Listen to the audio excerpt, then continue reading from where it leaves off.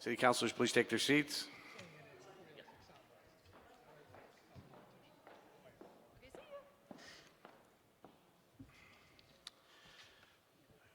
I'm going to convene this regular meeting of the City Council at 7:07. Would everyone please rise with me and recite the Pledge of Allegiance? Pledge allegiance to the flag of the United States of America and to the republic for which it stands, one nation, under God, indivisible, with liberty and justice for all. First item on the agenda is the agenda. Councilor Busher. Thank you, President Wright. I'm going to move to amend and adopt the agenda as follows. To add to the consent agenda, item 3.04, communication from Lee Terhune regarding forward copy of Imaginative Whiteness of Vermont, with the motion to waive the reading, accept the communication, and place it on file. Note written materials for agenda item 4.01, ordinance CDO accessory dwelling units, ZA number 20-03 per Megan Tuttle. Note revised version of agenda item 4.04, resolution March 3rd, 2020, annual city meeting, charter change regarding changes to local election dates for petitions, warnings, and ballot availability, revised per city attorney's office, and I so move. Agenda amendments moved by Councilor Busher, seconded by Councilor Perry, and recognize Councilor Perry also. Yes, thank you, President Wright. So I wanted to second. Councilor Freeman, sorry, Councilor Perry Freeman. It's okay. They're both almost like a last name. So I wanted to second the motion and also further amend the agenda to add item 4.07 to the deliberative agenda, which would be a resolution relating to support for transgender and non-binary individuals that I'm sponsoring. Okay. Amendment has been added to the agenda. In addition, Attorney Blackwood, is that the proper way to handle that in terms of, does there need to be a separate vote on that? Yes, you probably should unless there's an acclamation. Okay. All right, so there is a separate amendment that's been made outside the other amendments, seconded by Councilor, I think Councilor Polino, you were seconding that? So it's been moved and seconded. All those in favor of the motion to add 4.07 to the agenda, please say aye. Aye. Any opposed? That passes unanimously. So we have added 4.07 to the agenda, the resolution suggested by Councilor Freeman. Okay, we have our agenda for the evening. The next, President Wright, you need to vote on the that's right. amendment. Thank you, City Attorney Blackwood. We have the amendment. Now we need to vote on the agenda as amended. All those in favor of the agenda as amended, please say aye. Aye. Any opposed? Now we have our agenda for the evening. Thank you. Item 2 is the public forum, which we will wait for a little bit on. It's supposed to start at time certain 7:30. So we are going to, as I indicated to councilors, jump ahead because I cannot bring up the other items ahead of the public forum. So we're going to move to item number, with no objection, we're going to move to item number 5, which is committee reports. Any committee chair who would like to speak and let us know of committee activity, Councilor Tracy. Thank you, President Wright. Just wanted to let folks know about a couple meetings coming up that are going to be focused on the North Winooski or the Winooski Corridor Study. So we have a meeting tomorrow next door at the at BCA in the second floor meeting room at 7, and that's the advisory committee that will be meeting on that. That's the group that's been looking at the corridor for the last several years, and they're going to be doing a kind of wrap-up or final meeting. This is the last meeting of that group. After that, we've also scheduled a Transportation, Energy, and Utilities Committee meeting for February 4th, and I believe that will be taking place at 6 p.m. down at DPW on Pine Street in the conference room there. Thank you, Councilor Tracy. Other committee chairs, Councilor Pine. Thank you, Mr. President. The City Council Community Development and Neighborhood Revitalization Committee will be meeting on Wednesday, the 12th of February, 6 p.m. in Conference Room 12. And the focus of our meeting is a continued discussion and consideration, exploration of ways to provide tenants with additional protections and and more security around their housing. That's our focus. Thank you, Councillor Pine. Councillor Jang. Thank you, President. The HR committee will be meeting on the 30th at 5 o'clock, 200 Church Street. And the agenda, we have social media policy for the city of Burlington. We'll review the diversity, equity, and inclusion director position, as well as the city livable wage data. Thank you. Thank you, Councillor Jang. Other committee chairs? Councillor Mason. Thank you, President Wright. The Joint Committee of the Planning Commission Ordinance Committee will be meeting tomorrow here in Contois at 6:30 to continue our discussion on short-term rentals. Thank you. Thank you, Councillor Mason. Other committee chairs? Councillor Pine. Pardon me, Mr. President, I forgot that the assignment to our committee, which has only partially been fulfilled, and I only take part of the responsibility for that because we've not been successful at scheduling a public presentation at a committee level with Brookfield, but they will be here on the 30th at noon and again at 7 p.m. So I just wanted to at least get that as public awareness of that as high as possible. So I hope folks can spread the word through their front porch forum and other means. Thanks. Thank you, Councillor Pine. Any other committee chair? Councillor Shannon. Thank you, President Wright. We had a very busy PAC meeting about everything going on in the city, which a lot of you missed. So a few of the updates included an update on the bike path, which the work on the bike path got seriously disrupted when the water level came up on Halloween. And so that there is a serious delay on completion of that part of the bike path because now they have to wait for the water level to go down. So it's completely dependent on our water levels. I'm sure the council will be hearing more of that in the near future. We also got a brief update on City Hall Park and Highlight. And we really had such an impressive presentation on Highlight and all of the wonderful things that happened that night that even those of us who went to Highlight missed probably most of it because you can't be everywhere at once. And I think that's something that at some point the full council would really benefit from seeing that presentation. Also, we got updates on Moran and Memorial Auditorium, both of which will be coming to the full council.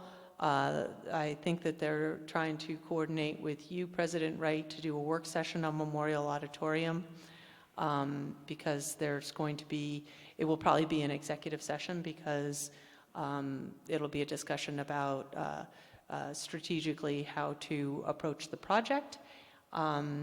Moran, I'm afraid we got some bad news on the cost of the Moran. And that also is going to be coming to the council in February. Way to bring us bad news, Councillor Shannon. Sorry. At least I didn't elaborate. Thank you, Councillor Shannon. Any other committee chair that would like to speak on committee activity? Hearing none, we will move to item number 6, City Councilors on General City Affairs. Councillor Busher.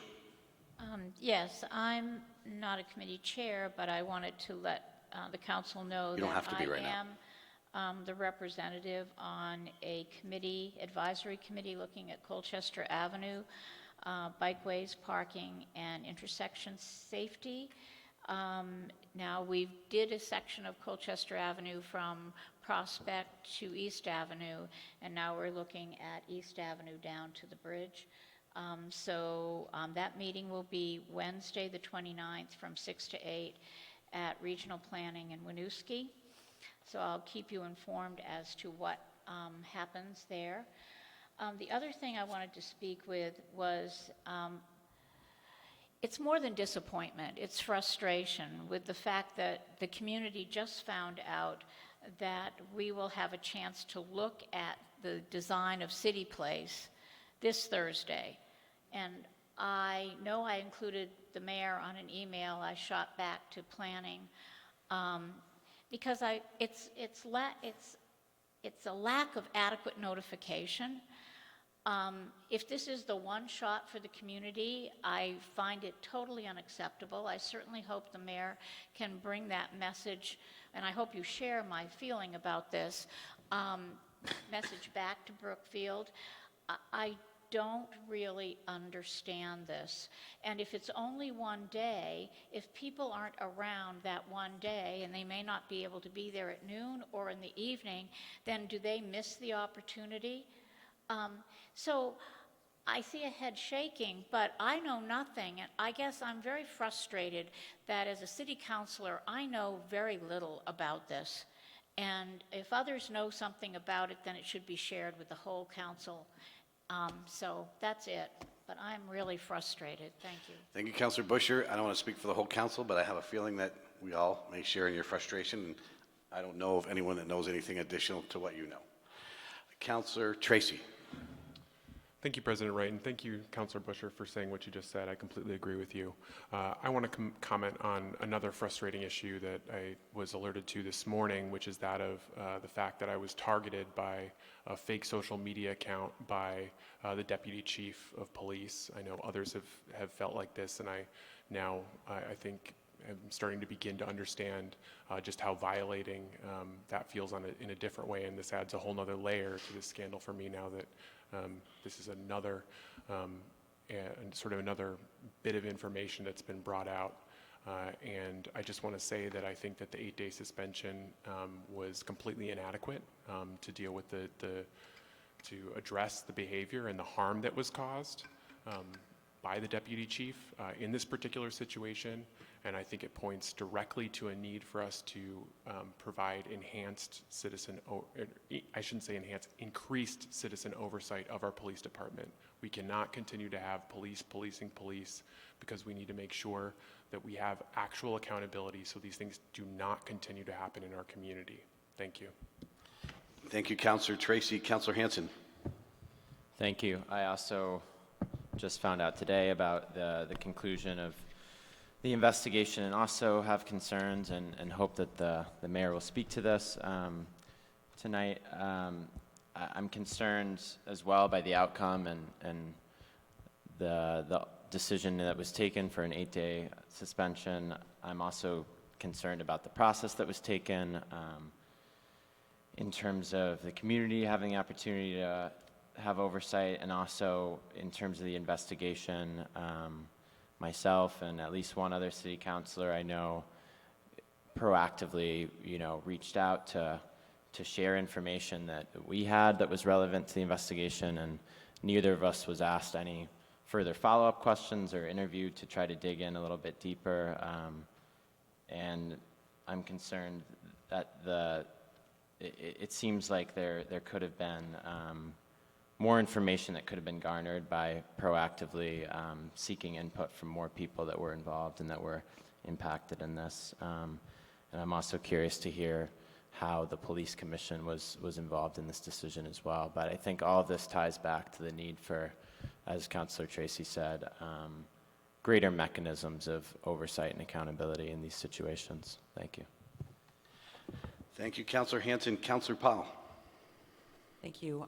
So, Councilor Busher, the reason why I was shaking my head isn't because I knew anything any sooner than anybody else did, but just because I did reach out to find out whether or not the presentation is going to be televised and taped. And the answer is yes to both. I actually just sent an email to the people that we have been communicating, that we all have email addresses for from the Brookfield team, and they promptly responded and said that they would be taping them. So if you're not in town, it's not the same thing as being here, but at least there is an opportunity, if you can't make one of those times, to see the presentation. And I would voice my agreement as well that letting people know, a week beforehand or 5 days beforehand is just simply not enough time. Even with giving people 2 opportunities, it still is just not enough time.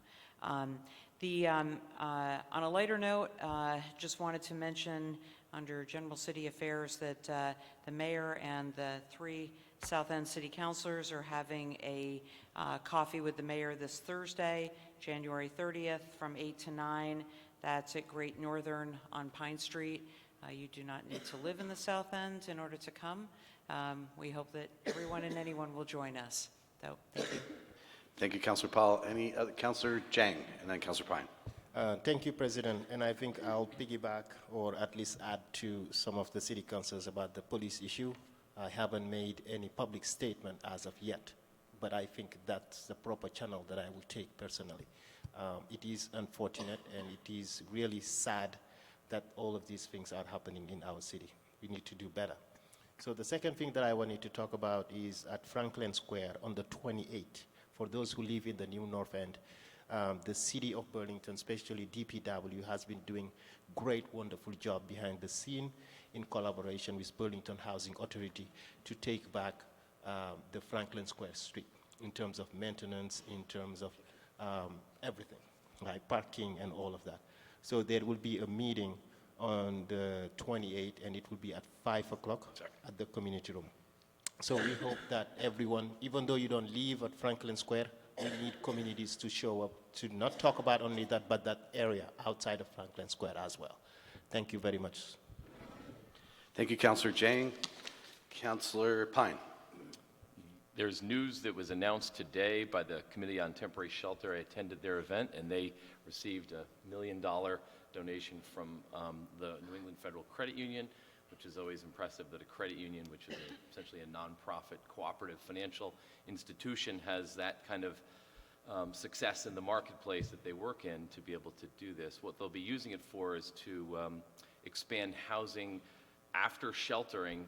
There are families who have to remain in shelter because there's no housing for them to move to, and this will be more permanent housing for families leaving the shelter at the building across from Edmonds on Main Street. It used to be known as the YWCA. It's that building.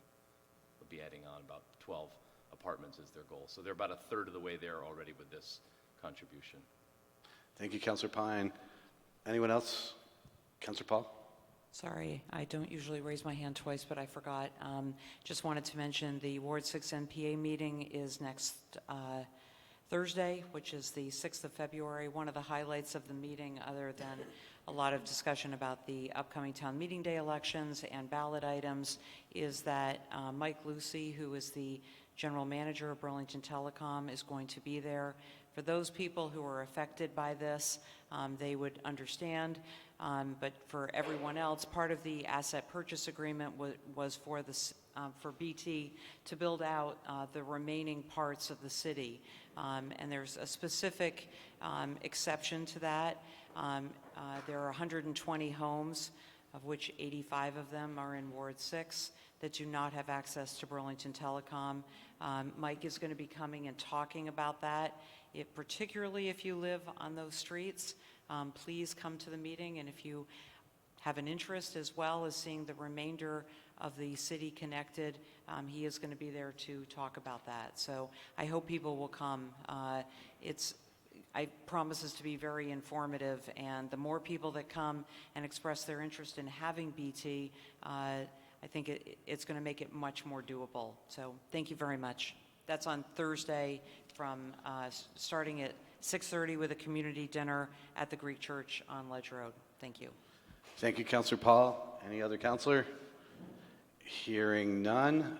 City Council President, the only update I just want to give is just kind of a reminder that outside of our regular meetings that are coming up, we also have the public information meeting, putting out information on the ballot items on February 26th at 5 o'clock. That's at 5 o'clock, not the regular city council meeting time. Most of you know that, but just to reiterate that. With that, we will go to the mayor on general city affairs. Mr. Mayor. Thank you, President Wright. Let me speak first to several items that are coming up in the days ahead. First of all, one of them is reflecting back on an announcement about last week, but one that I want to make sure Burlingtonians are aware of and the council is aware of, and that we keep getting the word out about this. This expansion of the Vermont alert system to allow the city to put out notices about local emergencies, time-sensitive items that will be of wide interest is a important new tool that we have for notifying Burlingtonians when there is a time-sensitive issue, everything ranging from a snow ban to a really dangerous situation like a required boil water notice when people could be at a health risk if they do not boil their water. We can now do that instantaneously through BTV Alert. The way that for this to work, people need to sign up for these alerts. They need to go to the Vermont Alert website and log in the information about how they'd like to be contacted. I was pleased to get an indication from the state, or I believe earlier today, that there has been a big response since our announcements last week. Something like 400 new people have signed up for these notices, but I think we would love to see a much more comprehensive sign up for this that will really empower the city to act quickly in future situations like the one we had last summer when there was a water line problem that we needed to let the South End know about. So again, the information is all on the city website. It's right there on the homepage. We encourage people to check that out. Looking ahead to the next, before we meet again, a couple things that are happening, in addition to what's already been mentioned that are of some note, is tomorrow we are having a announcement about the first e-buses to come to Burlington.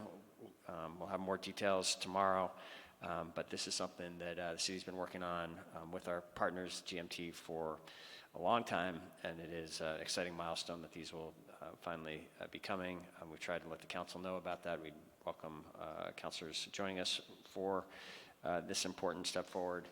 And then an event that the library is happening, which I'm going to try to attend, and I know many of the kids in the community will be interested in, is I believe we are having our second annual Stuffy Sleepover, not this coming Saturday, but the following Saturday, and you can get more information on that from the library. It was a great event last year.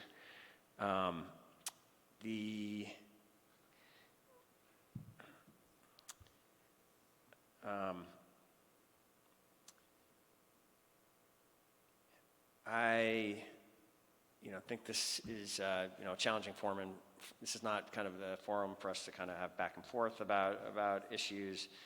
But I did hear the comments that were made with respect to the release from the police department earlier today. A couple just things to note about that release. If you haven't seen it yet, a significant amount of information was published as part of that police report, including a itemized list of the problematic social media posts that the investigation surfaced. And so that is all now there and published. And certainly I agree with Councilor Tracy and Councilor Jang that the comments with respect to city councilors I was particularly troubled by, and do not agree with, and think it's really important that police leaders of the police department not engage in that type of behavior. I do actually have some level of agreement with Councilor Tracy about, I've come to a sort of similar observation with respect to this incident, because the way our charter works, and this is really the first time it has unfolded quite this way for me over the last 8 years, that there really is no direct authority that even the mayor has per our charter for police discipline decisions. And I think it does, at a time when we are talking about possible changes in the way we have civilians engaged in police oversight and police discipline decisions. I'll come back to this in a second. The police commission was involved here, but at a time when we're reviewing that, I do think it would be worthwhile and important to also review whether there should be any changes with respect to the way in which our public elected officials, which are our first line of and the most established sort of day-to-day civilian oversight that we have of the police department, whether there's any changes that should be warranted there in light of how this incident has played out. The police commission was briefed twice on this situation before the decision was made, and they gave input into the disciplining decisions to Chief Morrison, and there was not unanimous but general agreement, support of the decision. That is the report I have tonight, Councilor Wright, President Wright, for the council. Thank you, Mr. Mayor. I was almost ready to adjourn us for a second there. Thank you. Item number 2 is the public forum. Time certain of 7:30, so we were just a couple minutes behind, so we'll open the public forum. I have a number of people signed up to speak. If anyone else wants to speak, there are sheets over here in the corner table. Fill them out and bring them over to Lori in the clerk's office, and she will get them up to me. So open the public forum. You have 3 minutes to speak, and I'm sure most people know, but there is a time lighting system in front of you. When the middle light goes off, you're down to about a minute or so. The red light goes off. You need to conclude your remarks. The first person to speak tonight is Lee Terhune. Good evening, Ms. Terhune, and welcome.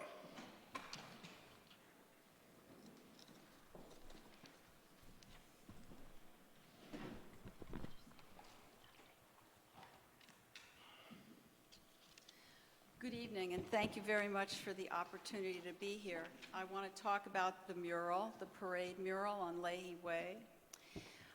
The mural as a commercial billboard. The advertising of white supremacy related to marketing Vermont has a long history. We recently faced this when Dorothy Canfield Fisher's association with the eugenics program was publicly denounced. The parade mural on Church Street Marketplace is a direct descendant of Canfield's white marketing, and it's a current example of the imaginative whiteness of Vermont. In 2006, visiting Professor Robert Vanderbeck wrote a paper called Vermont and the Imaginative Geographies of American Whiteness. He's from the University of Leeds. In his paper, Vanderbeck talks about a kind of perceived whiteness in Vermont, Yankee whiteness. It's not just skin color, but a set of connotations marketed by the state. Vermont Life, a publication of the Vermont Commission on Country Life, Dorothy Canfield Fisher's project, and the eugenics movement. The U.S. state of Vermont is often portrayed as a place where race is of little significance, yet notions of whiteness are central to how the state has been represented and represents itself. Vermont is popularly imagined and coded as white in contrast to groups that are constructed as racially other. Whiteness is not only a social construction, but also a political construction, the politics of establishing the authority of a particular kind of whiteness and white people. Vanderbeck notes various patterns of repetition in terms of how the state is represented and sheds light on the racialized meanings that have been attached to the state. Vermont, in many ways, continues to present itself to the world as homogeneous, white, predominantly Protestant, mostly Anglo-Saxon. Vanderbeck writes, when I was based at UVM, I spent a lot of time going through Vermont Life magazine. I noticed this visual pattern, white faces, white snow, white steeples on churches, and the so-called New England village, all packaged together in a way made to look kind of and feel kind of natural. But that was clearly not anything natural. It was very much a cultural construction. What we've had in this state is long-term messaging about what Vermont looks like and who Vermonters are. And then you can look at what Manny Leone has written recently. He says, we conceal contemporary realities with nostalgic counterfeits. We are a diverse city, and our social diversity should be expressed by public art. We can't pretend we're living in another time. Albert Petrarca awakened us to the racism of the mural. that whited out our history and our reality. We need to build a city in which all of us can see ourselves reflected, and that was our own Manny Leone. Thank you, Mr. Hune. Jeremy Hulsey is up next, to be followed by Erica Reddick. Good evening and welcome. Thank you. I am the manager of the Ben & Jerry's Scoop Shop on Church Street.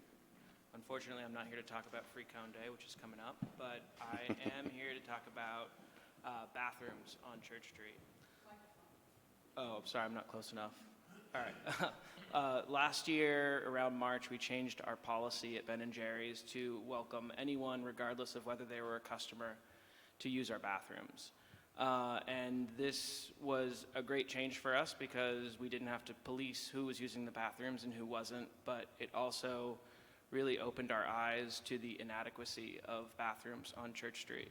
And in Burlington in general, we have people lined up 10 or 15 deep waiting to use the bathrooms, and we have 2 bathrooms, private stalls, in the store.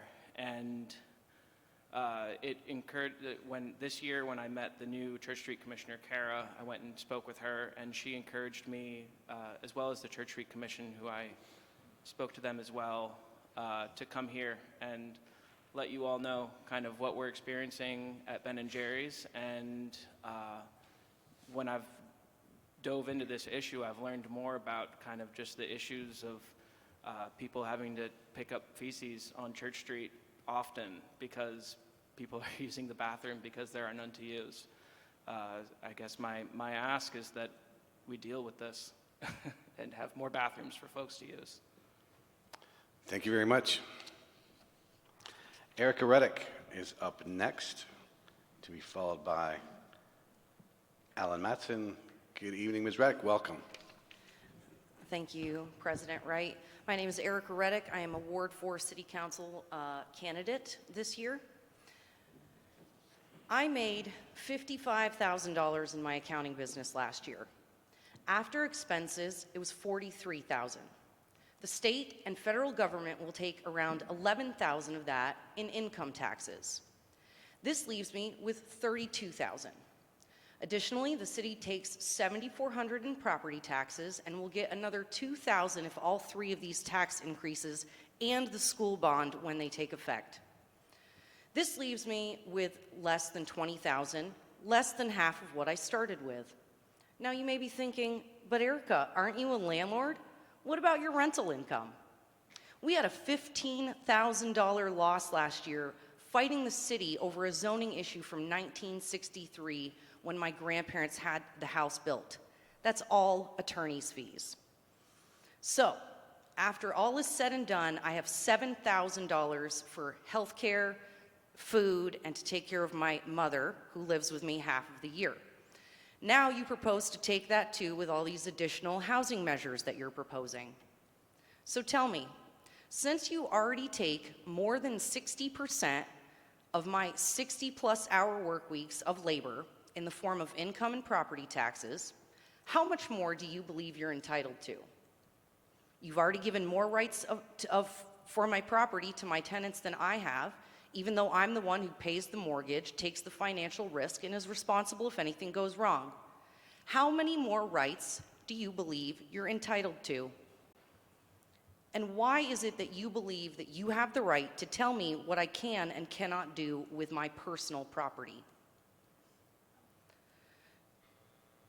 The only people that will be punished with these measures you're proposing are the people that you're claiming to stand for. A huge percentage of bedrooms in Burlington are already subsidized in one way or another. What that means is the Burlington Housing Authority, Champlain Housing Trust, Northgate Apartments, and more are all paid for with property tax and other tax dollars. This means the government raises taxes to help the needy, causing costs and prices to go up. Then they blame us, the greedy, evil landlords, for things being so expensive, so they raise our taxes some more to help the needy some more. And now I'm left competing for tenants against governmental organizations that are using my money to compete with me. The reason Burlington costs so much is because politicians and bureaucrats have sold out our citizens for their own political gain. They get to look like the hero, like they are doing something for the citizens.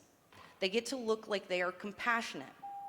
It would be like a violently insane person stabbing you and then offering to sew up the stitches. Renters Union and other Burlington folks, if you're listening, these people are not for you. Do not trust them. All of these measures will make everything considerably more expensive, and all of them should be dismissed completely. Thank you. Thank you, Ms. Reddick. Alan Matson is up next, to be followed by Sherry Campbell. Good evening, Mr. Matson. Welcome. Good evening, President. Good evening, City Council. Good evening, Mayor. It's been a while. And I apologize up front for bringing up something that's not on the agenda, but I think it is timely. Amtrak is coming to Burlington in the next 2 years. And one of the big issues, of course, has been where are we going to overnight the trains? And I think when V-Trans did their work last June, they came up with several solutions, but they always felt to me like we were looking at the winners of the losers bracket. I didn't really see that there was a really strong winner, although it appeared to me that V-Trans grid had the waterfront as the leading candidate. But in December, V-Trans put out a proposal that showed possibly overnighting the trains at the McNeil site. And this actually, as I looked at it, got my attention. I think there is a massive advantage to this location that is not truly captured by any of the grids that V-Trans is putting out or by any of the conversation that I've heard to date. That advantage, it preserves the waterfront. Overnighting downtown is going to require building a second track from at least King Street to College Street. And that's something that seems to walk back the work that's been done over the last several decades to deindustrialize the waterfront and truly create a community asset on Lake Champlain for the citizens of Burlington. Now, I want to address primarily some counterarguments that I know are out there related to moving things out to the McNeil plant. First, I've heard that Vermont Rail has stated that even without overnighting the trains, they would have to build the second track as part of the project. I would hope that the city fully vets this statement. If Vermont Rail does want to build a second track, they have every right to, I agree. But it doesn't seem to me that this situation should allow for the cost of the construction and the add-ons to be added to the project. They should be shouldered by Vermont Rail. I've also heard it said that there are places where the city is working on other issues with Vermont Rail, and that the second track is part of this project, as part of a larger relationship. I would once again ask the city to fully vet this and see if it's true that, the power of our waterfront and what it provides to the city shouldn't be one of the significant priorities in these discussions. I've also heard that the cost of the McNeil site would have to be fully borne by the city, as it isn't covered by the current V-Trans spec, and therefore it's outside the federal funding. Now, I don't know if this is true, but I'm going to start by saying I will assume that it is true. But I think that the city should seriously consider this investment. And it's truly an investment, not an expense. Why? Because it's not just an investment in infrastructure in the Intervale, it's really an investment in the waterfront. There are a lot of other issues out there, and I'm sure a lot of things that I don't understand about this whole project, but I just want to reiterate what I'm asking. I'm asking for the city to seriously consider the McNeil site. I understand the limited decision-making power the city has, but supporting McNeil over at the waterfront will get the attention of the decision makers. Seriously vet any and all representations made by Vermont Rail as they relate to this project. Be as open with the citizens as possible, the citizens of Burlington as possible, when it comes to all the issues facing the city and Vermont Rail. And finally, please invest wisely in the waterfront. Thank you, Mr. Matson. Chris Campbell is up next, to be followed by Amy Magyar. Good evening, Ms. Campbell. Welcome. Good evening. Thank you for volunteering all of your very extensive time. I appreciate it. I am a resident of Burlington who has moved Hold the microphone a little closer. Thank you. I've moved from a low-density neighborhood to a high-density neighborhood, and what has come to my attention, which seems timely as we talk about ADUs and short-term rentals, is the parking districts. In the table 8.1.8-1, which we've all seen, and with the proposals in front of us now, which I think are great in terms of ADU, even though I don't benefit from that. The multi-model mixed use, the shared use districts, they are for multi-unit attached dwelling studios or one bedroom. They have 0 parking requirement or 1 parking requirement per unit, where a studio and 1 bedroom, I have a 3-bedroom house divided into 3 units. My parking requirements are 6. In order to make improvements to my garage, which drains on the inside, I can go and get a waiver, but that seems rather onerous that a studio or 1-bedroom apartment would have the same parking requirements as a 3-bedroom apartment. Or conversely, I wouldn't benefit from the same lack of requirements that the shared use district and the other long-term district, which completely wraps around the street I live on. I would like some attention to this matter. I think it's timely. I've worked with Megan and David, and I've talked to Scott. I've been to the joint sessions meeting. I appreciate all the work you're doing on this. I just think it's a timely matter that we should not let this pass if we can get this done. Thank you. Thank you, Ms. Campbell. Amy Magyar is up next, to be followed by Kirby Dunn. Good evening, Ms. Magyar. Welcome. Hello. Normally I have my notes with me. Today I'm going to free flow a little bit. Some of you don't know, but I actually teach a graduate class up at the University of Vermont on applied ethics. And as I was walking down from class tonight, I was thinking to myself, specifically when it comes to ADUs and the ordinance that we have, the ethical decision that I have to make is what we're bringing to you as a city council, is it good enough? Is it exactly the way we would want it?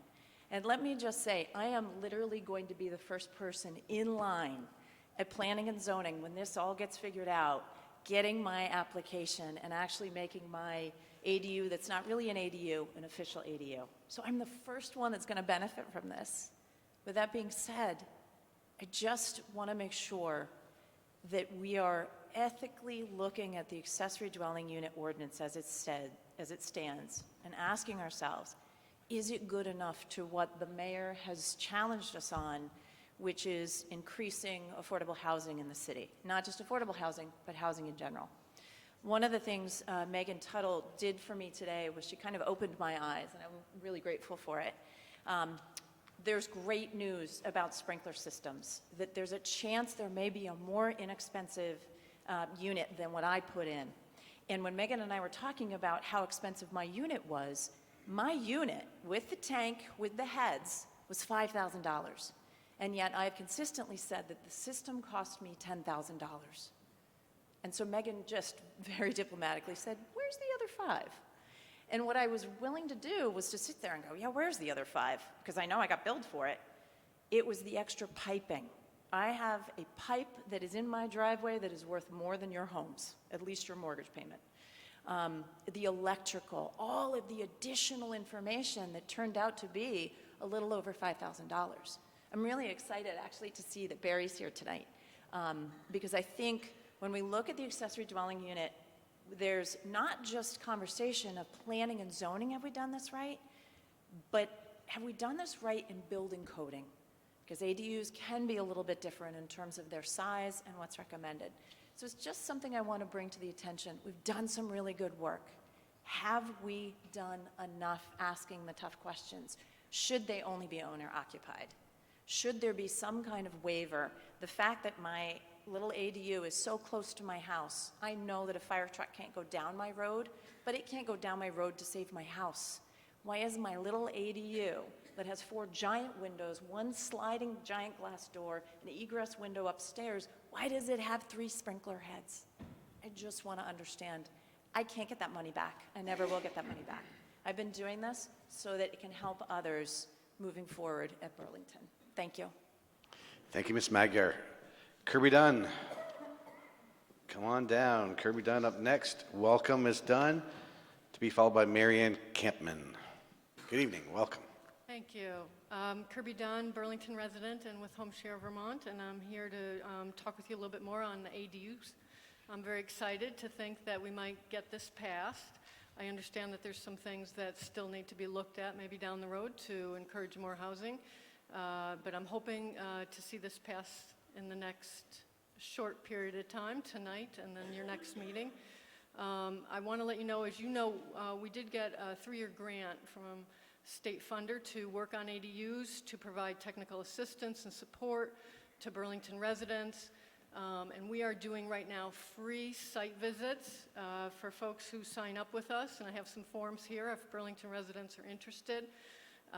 So we are doing site visits to people's homes to look at how feasible it is based on the ordinances, and to help them with some design plans. And we've shared with you some of our design work in a previous meeting. That grant is looking like it might get pulled April 1st because the funder is unhappy with the rate of activity on ADUs in the past year. So we've been at this for a year. We have 9 folks who are interested in doing ADUs, and we're sort of in a holding pattern until these ordinance changes get enacted. So we're really anxious to get these ordinance changes enacted as soon as possible. We want to encourage any and all Burlington homeowners who are interested in ADUs to contact us and go to the Home Share Vermont website and fill out an intake form and express your interest. We'll come to your home and do a site visit. The other issue for our funder is also around the issue of short-term rentals. So I want to address that and encourage the city to take action on short-term rentals. The funder doesn't want to be spending money trying to encourage more housing if that housing is going to be resulting in vacation homes instead of permanent housing for area residents. So short-term rentals is a concern. I'm happy to hear that there's action on that, and I haven't had a chance to be involved with that. So we just want you to know that our grant is at risk April 1st if we don't produce some ADUs, and hopefully these ordinance changes will help us do that. Thank you. Thank you, Ms. Dunn. Mary Ann Campman is up next, to be followed by Sarah Carpenter. Good evening, Ms. Campman. Welcome. Good evening. Thank you. I'm Mary Ann Campman. I'm a resident of Ward 6, and I'm here both representing myself and my husband and a neighbor, Judy Barber, who's here. You need to pull the microphone in close. Thank you. Is that better? Yes. Okay. I'm here to speak in support of the ADUs, but to urge you to keep the owner occupancy provision as part of the ordinance. I understand that the original idea behind the ADU was so that homeowners who wanted to be able to stay in their homes would be able to add a unit so that they could rent out that unit, or perhaps if they were getting older and wanted to downsize, they could move into that unit and rent out their home. I did not understand it to be an opportunity for investors to be able to take over these units or to be able to create these units. Living in Ward 6 and having previously lived in Ward 1, I am very sensitive to the problems that can develop when there are investors who want to create more and more housing opportunities for students. And I don't want to, first of all, you know, students are not the enemy here. I don't mean to suggest that at all. And I also don't want to suggest that this is just a problem for Wards 1 and Ward 6. I'm sure that the other wards have their own concerns about this. But I don't live in those wards, and I can't speak to those. But I can tell you, having lived in Wards 1 and Ward 6, that the quality of life problems that develop when large numbers of students live in residential neighborhoods are real problems. And when you just create more and more opportunities for landlords, investors, to create housing for students, and taking the burden off UVM for creating housing for students, it just really diminishes quality of life. And what I've seen in Ward 6 is, and particularly in our little neighborhood on Robinson Parkway, is that there are young families moving in, and I cannot tell you how refreshing it is to see that happening. But if we allow the owner occupancy requirement to be removed and we just go back to a situation where it is investors have a free-for-all, it is going to go back to the problems that we have been living with for many years and that we have been contending with and trying to get under control. So I really urge you to leave that owner occupancy provision in the ADU. Thank you. Thank you, Ms. Campman. Sarah Carpenter is up next, to be followed by the final speaker tonight, Tyler Moss. Good evening, Ms. Carpenter. Welcome. Good evening, President. Thank you very much. Sarah Carpenter. I've had a long career in affordable housing, retired director of Vermont Housing Finance, and prior to that, Cathedral Square. I've worked a lot on the ADU issue, not so much recently, but I was very involved in the state enabling legislation that allowed communities to have it. And I just want to come here and support what you're doing to date. I think these changes are great, badly needed. But like some of the other speakers, I do feel that the ADU, by definition, by all of the research, by all the literature, is an owner-occupied option. It's intended to encourage owners to share space, add units when they have excess space, both older people, perhaps young people who can learn to get their mortgage payment down. So I think sticking to the meat of ADUs is something I encourage. If we want to look at other zoning options, duplexes by right, 2-unit condominiums, that should be a separate conversation. It's not part of this. And I also just want to encourage you, as the last speaker said, to take it a little bit step further. One of the impediments is cost. I understand the sprinkler problem is a real problem. So I don't think that should slow up what you're doing, but I encourage you to take a real deep dive into the building code issues. At the end of the day, by definition, you're still probably going to have less people in the structure. You know, if I grew up in a house with 6 people. You take that same house with the owner occupied on the ADU, and you're probably only going to have 4. So let's not zone our ADUs out and layer on the costs that go with rehabbing into a new unit. So again, thank you for the work you've done on that, and I'm very supportive of it. Thank you, Ms. Carpenter. Tyler Moss is our final speaker. Good evening, Ms. Moss. Welcome. Good evening, thank you. My name is Tyler Moss. I am a program director with the Vermont State Housing Authority and currently running the Montpelier ADU program. I've also been working for the past year roughly, but formally for the past 6 months with Home Share Vermont to help them start a service for Burlington residents to help them create ADUs. In that time, I've done, in the past 6 months, we've done 6 site visits. And from what I've seen, at least 4 of those will require a change in the ordinance in order to move forward. And these are great projects. These are mostly homeowners that are living by themselves, have extra space within the home. Some of them are detached units, but 2 of them in particular are single women who are of retirement age and looking to age in place. And without the change to the parking ordinances and the size requirements, they will not be able to move forward. They have sufficient equity in their homes to withdraw and to create the ADUs, but again, they haven't been able to move forward.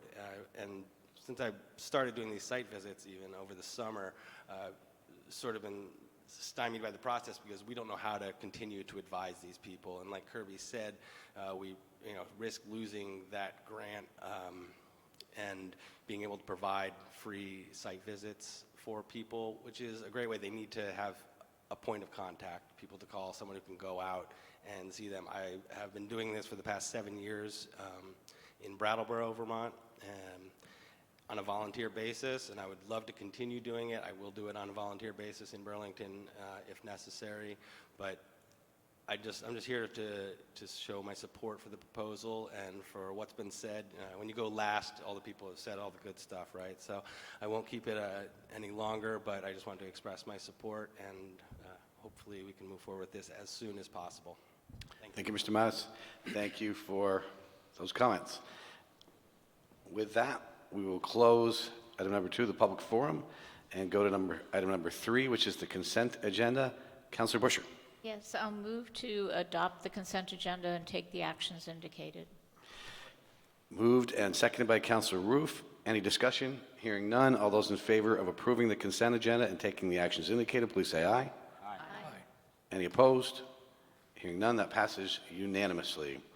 Item number 4 is onto the deliberative agenda, and this is an ordinance, comprehensive development ordinance regarding accessory dwelling units. Councilor Mason. Thank you, President Wright. I'd like to make a motion to set this for second reading, warn a public hearing, and ask for the floor back after a second. Seconded by Councilor Busher. Councilor Mason, you have the floor back. Thank you, President Wright. Just for the council and the public's benefit, I think there's a little bit of, I was confused, quite honestly, looking at board docs. The subject heading refers to second reading, but this is actually a first reading. So I had a whole speech that I was going to give summarizing my support for this, as well as the history that I will reserve until the second reading. I would note, however, I hear the public comment that has been raised. Those are concerns that we are, or at least I and the Ordinance Committee is attuned to. And the two issues that we're hearing most about is the owner occupancy requirement, as well as potential issues associated with a fire code. There was, just to bring to the council's attention, there was a late addition to the material available that does somewhat at least explain the fire code issue. I will also say it's my intent, when this motion is made after second hearing, to refer that piece back to the Ordinance Committee to further delve into and try and address. That was beyond the scope of what the Joint Committee was tasked with doing. That's a building code issue, not an ordinance issue. But I do want to let the public know we are aware of the concerns from a financial perspective that have been raised. I'm not saying we can solve it. It may require the legislature to do that, but at least I would like to delve further into it to understand why this is a problem. So with that, I would also note that both David and Megan are here if there are specific questions at this time. Or I'll also turn it over if you guys want to make a statement at this time. We're just here as well if there are any additional questions. We provided a memo in the packet for this meeting that addressed the two issues that Councilor Mason referred to, that we heard questions from you about when we were here earlier in January. So more questions about the owner occupancy requirement and whether or not there are ways that we could deal with that on a geographic basis, as well as trying to provide more information about the source of the sprinkler requirements that we've heard from a lot of people about in terms of the cost. And I do know that the fire marshal is here, as well as Bill Ward, that can help us out with answering the questions specific to any code requirements that you might have additionally tonight. David? I was simply going to note, as Councilor Mason said, that the action that's before you this evening is to schedule a second reading and a public hearing. It's typically the action that the Ordinance Committee would take in these typical proceedings, rather than the full council, but because this process has been a bit different, it's before you tonight. Thank you, David. Councilor Shannon. Thank you, President Wright. I had a kind of process question, which is, do we have the ability to waive the rules and put this in all stages of passage for this? Because this is a change to the zoning regulations, you're required by statute to hold a public hearing with 15 days notice before you can take action. Okay. With that, I would still like, I don't think we have to wait until the second reading to refer the sprinkler issue to the Ordinance Committee. So I would like to amend the motion to include asking the Ordinance Committee to take up the sprinkler issue as it relates to ADUs. All right, motion's been made by Councilor Shannon to send the sprinkler issue to the Ordinance Committee. Is there a second to that? Councilor Tracy, are you seconding? Seconded by Councilor Tracy. Did you want the floor back, Councilor Shannon? I think what needed to be said has been said, and so I'm all set. All right, thank you. Councilor Mason. Councilor Tracy.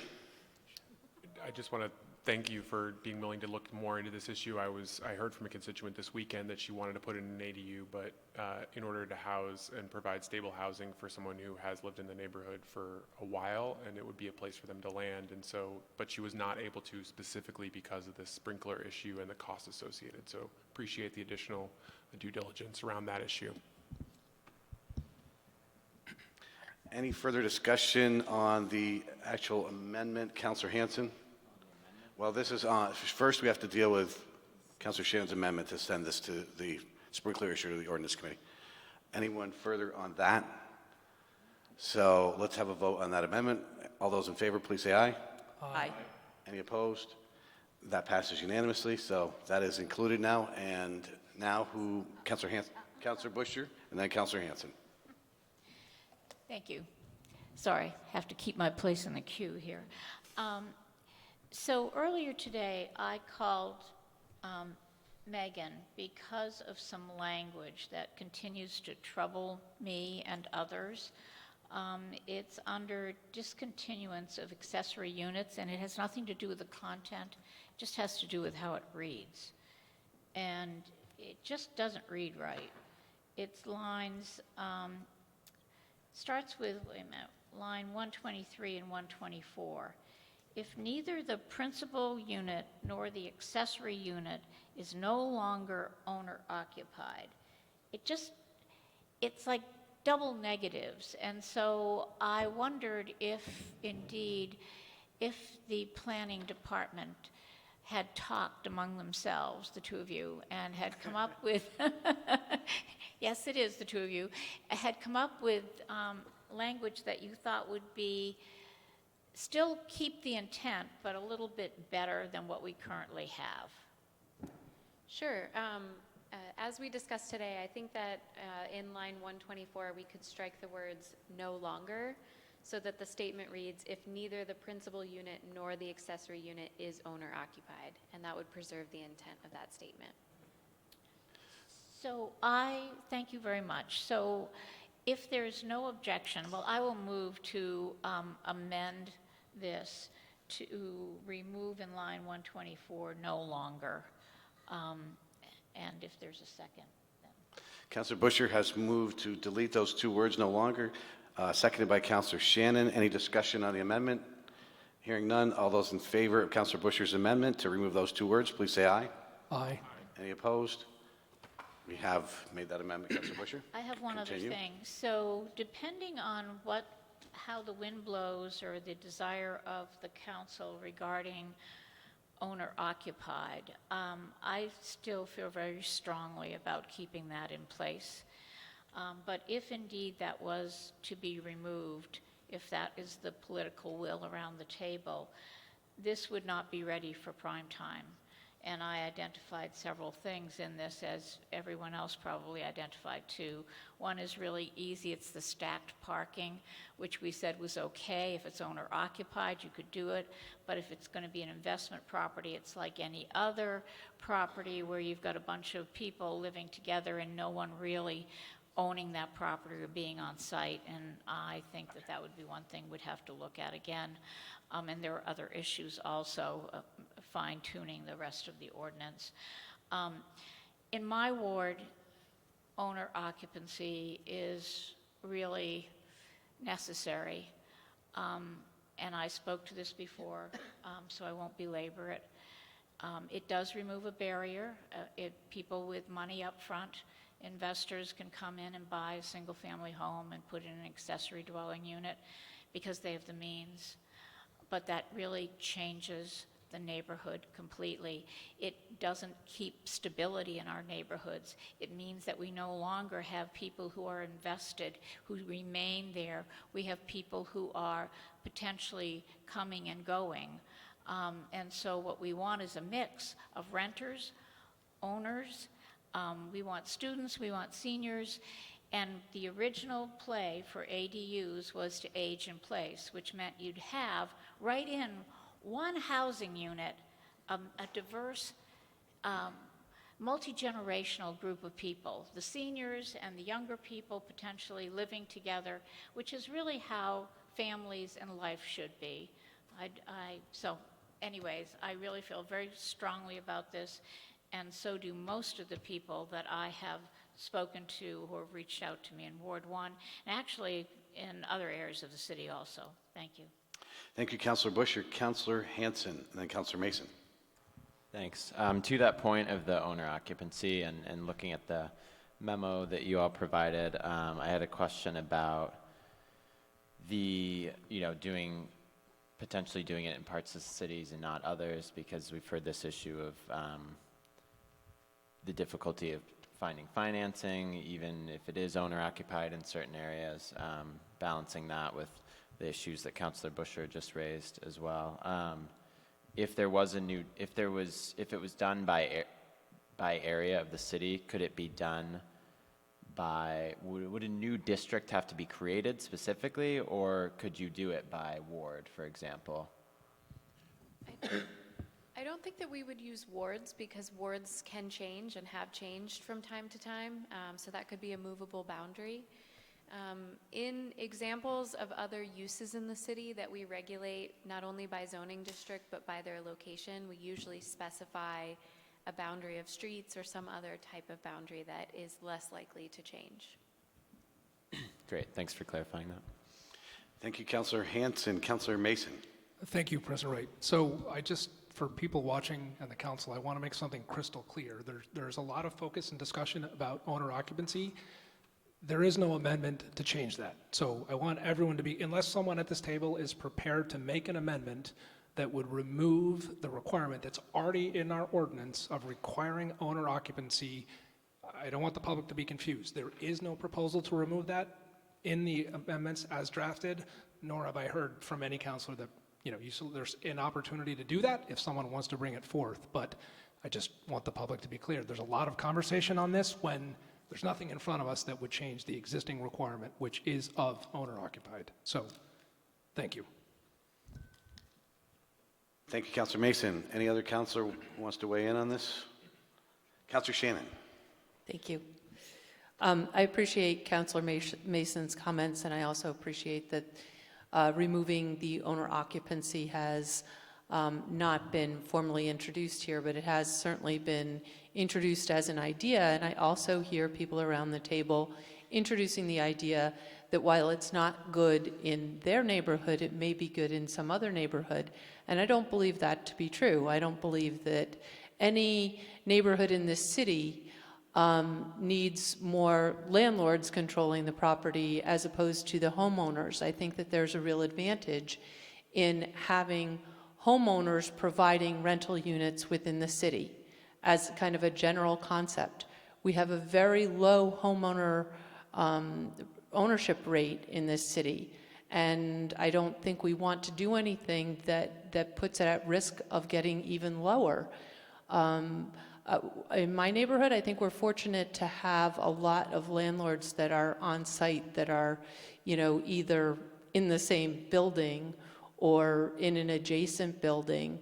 And it does improve the quality of housing. And I think in a lot of cases, actually, our rents are even lower. So I am supportive of going forward with this ordinance as proposed, and I hope that the discussion around removing home ownership does not move forward or come up in a subsequent discussion.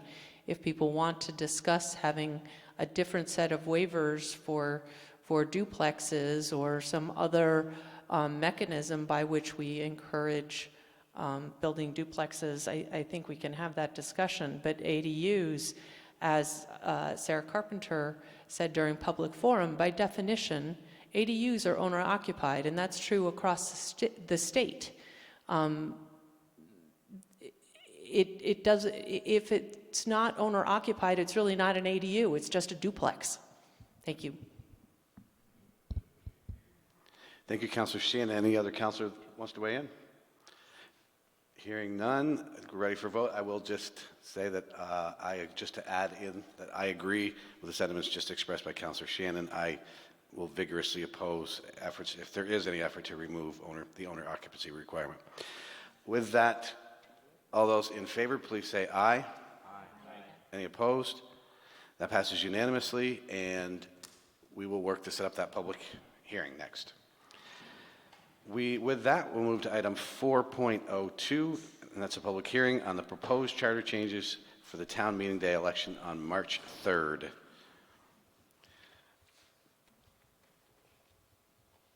And then we will open the individual charter changes. So the first public hearing is on the Housing Trust Fund. Should we get a brief description of that, Councilor Pine, for the public, and then open the public hearing up if anyone wants to speak on that? Councilor Pine? Sure. Mr. President, I can speak to what the trust fund supports when the money is allocated. I can speak to generally what we're being asked to do, or we're asking voters to vote on, but I would ask maybe the administration to speak to what's the cost impact on a property owner, but I think that's pretty easy to answer. So basically, this is not a new tax, despite the media's attempt to call it a new tax. It is an existing tax that was approved by the voters of Burlington, not overwhelmingly, but just slightly in 1989, that was essentially, the campaign was a penny. It literally had the picture of Abe Lincoln and a penny on the posters that we distributed across the city. It was in light of the fact that the federal government was retreating from housing, and we wanted to come up with a local funding source that would support affordable housing. So it was approved as a penny, but over time, because of the revenue neutrality requirement of our charter, this is one of those sources that could not increase in value as we did citywide reappraisals, of which we've done a few since 1989, and each time the rate had to actually be adjusted downward to accommodate that. So gets into rather mathematical minutia, but let's just say it hasn't been able to keep up with growing grand list value in Burlington, and so the yield to be able to distribute to support affordable housing hasn't grown as much over time as it would have otherwise. So this is fixing that problem by getting it to a full penny. It's also locking it in so that it will in fact track with inflationary growth in our grand list, which means that over time, affordable housing, as the need continues to grow, if at some point we've met that need, we can always look back at it and say we took care of that, we've accomplished it, but I don't think that's coming anytime in my lifetime. So that's why this is coming forward. Again, it's taking an existing tax and enhancing it by bringing it to a full penny, which generates about $325,000, maybe a little bit more, $350,000. Even more. Okay. So the administration can speak to whether there's somebody asked me, how much is this going to cost me if I vote for this? So on an average home of $250,000, it'd be good to know where we're at with that. Thank you, Councilor Pine. Can we get a clarification, Sure, I'm happy to speak Mr. Mayor? briefly to both of those items. Currently, with the growth in the grand list, it is a penny generates approximately $390,000 worth of revenue, and in the materials that we've produced for assessing this change, we have it at the example we use is a $230,000 home, which the estimate is, and that is what we believe to be the median. The estimate is that this new dedicated tax would cost a total of $23 per year for a single-family home property owner with a $230,000 assessment. And you can kind of scale, obviously properties that have greater valuations than that, you scale it up, lower, you scale it down. And to Councilor Pine's point, we do think the other major change in this proposal, and again, this is essentially taking something that has been on the books for a significant period of time and restoring it to what the valuation once was. So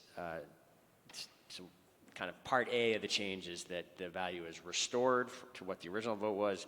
The part B is that there's a mechanism in this charter change that would ensure that kind of erosion from inflation does not happen in the future, and that would likely mean, and this is impossible to say with precision, but the expectation would be in the reassessment there would actually, that would happen after the FY21 fiscal year, that there would, that the impact on that same property home would probably go up to about $30. And then it would, in future reassessments, it would also go up. And it would ensure that there is not that erosion with inflation over time, which I think is a wise way to construct our tax structure, in that inflation is a real thing, and if there is not some way of adjusting for it, recalibrating for it over time, we will see the value of these initiatives eroded.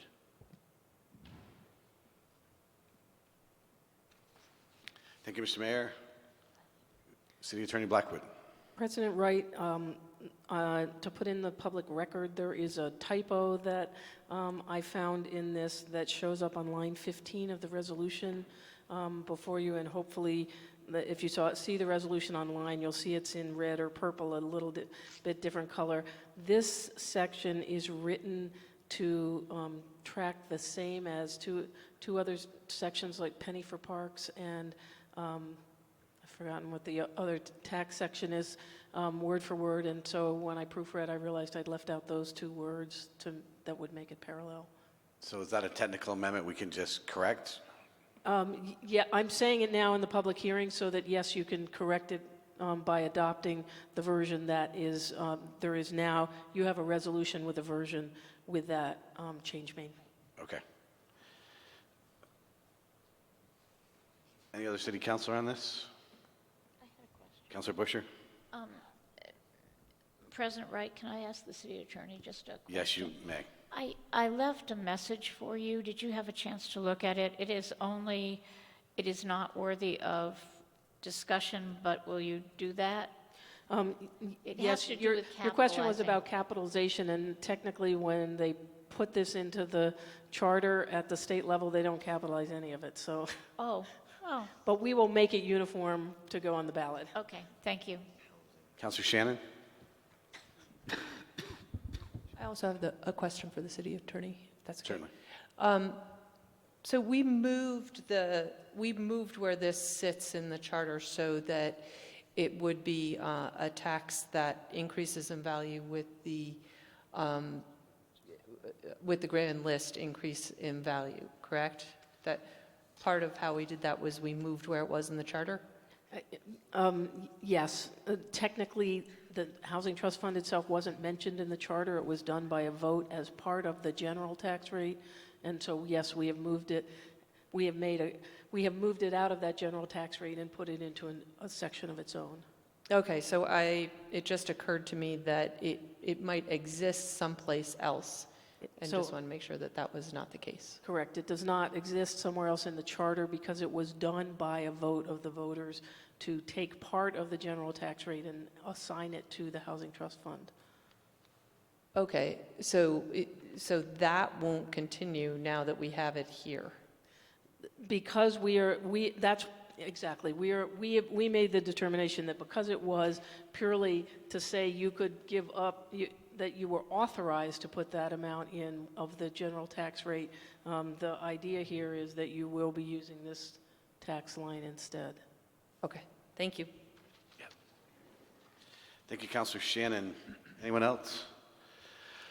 All right, let's hear from the public. Is there any member of the public that would like to speak on this proposed charter change?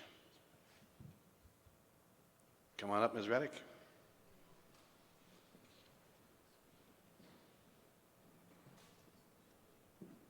Thank you for the opportunity to speak again. A lot of these kinds of measures are couched as it's only $23 more. But it's only $23 more for me on top of $7,400. My property taxes went up $600 last year with the tax increase. And again, that does not include the $70 million school bond, which has not hit our property taxes. So only $24 continuously adds up to the point where it's unsustainable. I would love to offer affordable housing in my 2 rental units. I would love to do that because I think what I have to charge is disgusting. I think it's deplorable and I think it's shameful. And if my property taxes weren't so out of hand, I could do that.